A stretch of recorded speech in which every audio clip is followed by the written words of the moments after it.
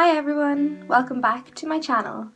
Today I have a very different case for you. It's about a lady called Fiona Sinnott who went missing all the way back in 1999. Her case is still open and still doesn't have any conclusions, which is why I'm trying to draw awareness to it. Fiona Sinnott was your average teenage girl, young lady. She had just had a baby who was 11 months old called Emma, and she lived in a house that she rented just 5 miles away from her family home where her two sisters lived with her mum and her dad.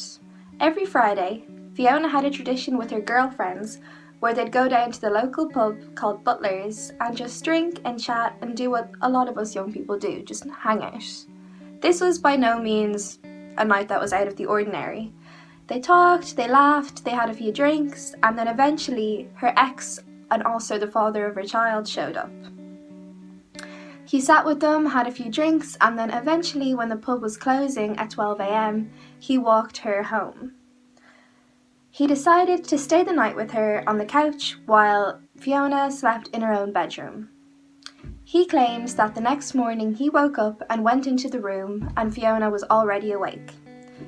The previous night, when they had gotten back from the pub, Fiona had complained about pains in her back, lower upper back. She had really bad pains in her arms, but she was annoyed because she didn't have the funds to go to her GP. Sean, being the lovely guy he was, decided to lend her some money so she could go and get it checked out. After this, Sean called his mother and asked her to please collect him from Fiona's house and to bring him home to their family home. Unfortunately, this was the last time Fiona would ever be seen alive. So, unfortunately, people didn't realise Fiona was missing until long after she'd been missing. Fiona didn't have a landline phone or a home phone, which wasn't all too uncommon back in 1998, and it definitely wasn't common to be keeping in contact with someone over a mobile phone or Facebook or Instagram. Most ways of communication were through face-to-face or through letters. Fiona was a busy young lady, so nobody really noticed or thought anything of it when she hadn't popped up in a few days, or 10 days. It wasn't until 10 days later, on the 18th of February, that Fiona's dad reported her missing to the Gardaí, which is Ireland's local police. The Gardaí invested a full-scale investigation, going from door-to-door canvassing, checking to see if neighbours had heard anything out of the ordinary or had even seen Fiona in the last 10 days. Many neighbours had reported a weird amount of black bags sitting outside Fiona's house that would increase and decrease, as if someone was packing up her belongings, leaving them outside her house, picking them up and disposing them elsewhere. Pretty suspicious behaviour if you ask me. When police searched her house, they found missing documents, missing bills, missing photographs. Her house had been left as if her or her daughter Emma had never lived there.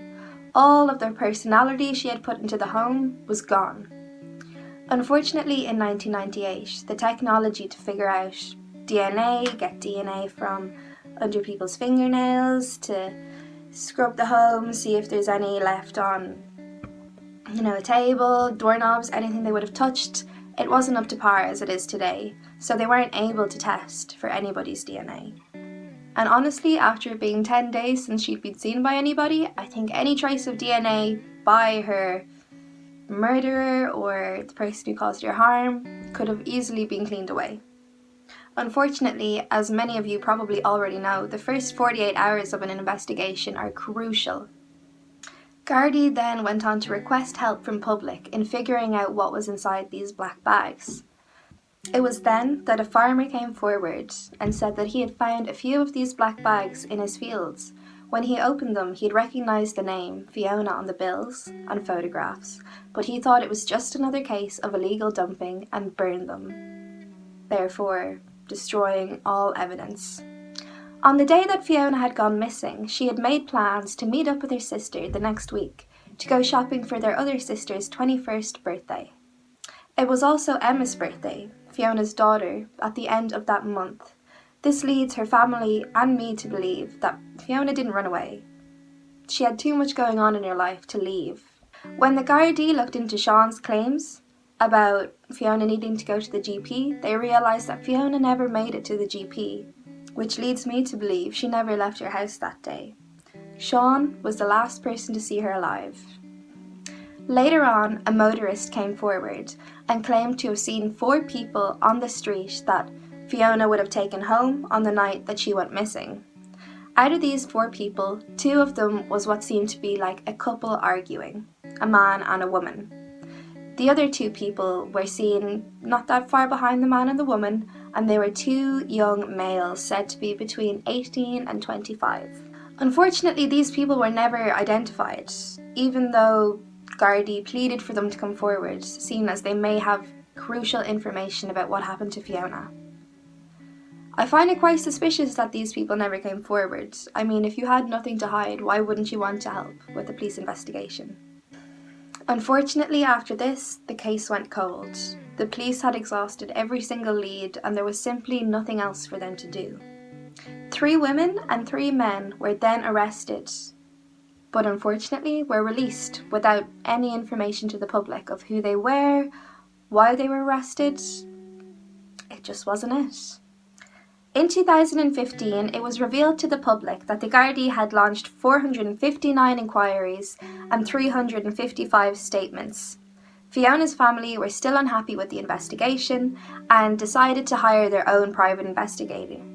Unfortunately, they still brought up no new leads. During the search for Fiona's discarded body, quarries were searched, they drained lakes, they did 4 different digs throughout Wexford where they thought maybe Fiona could have been buried. Another strange thing I want to bring up just while on the topic is that a beautiful, really beautiful plaque was made in memory of Fiona where her family could go, her friends could go and just remember who she was and pay tribute to her. But the day before it was supposed to be unveiled, it was stolen.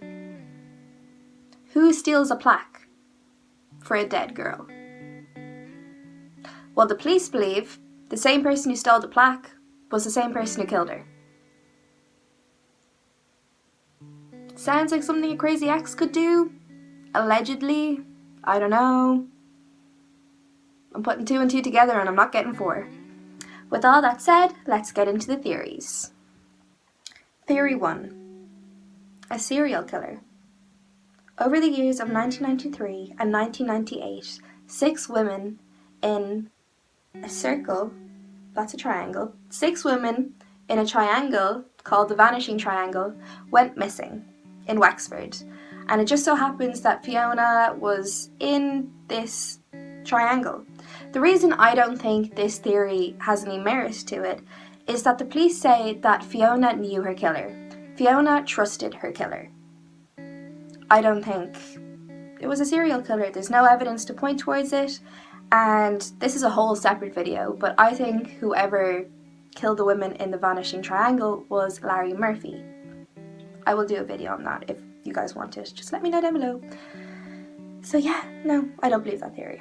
But you're more than welcome to believe it.